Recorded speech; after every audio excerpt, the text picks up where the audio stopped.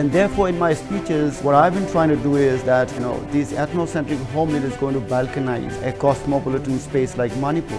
And the nature of violence that has unfolded in the state of Manipur, which is very unfortunate and which is almost first of its kind, particularly in the modern history of Manipur. I'm quite worried for our future generation, because when elites and a section of academia are hell-bent on polarizing people on ethnic identities, this is never going to be a solution for any democratic society. So now the Kuki legislators, the 10 Kuki legislators who belong to Kuki communities, have already surrendered themselves entirely to the KNO and UPF armed groups for any future dialogue and engagement regarding the demand for separate administration. This is confirmed. This is the official statement. Okay. So from now on, these 10 MLAs are insignificant in any future exercise in relation with this ongoing Manipur crisis.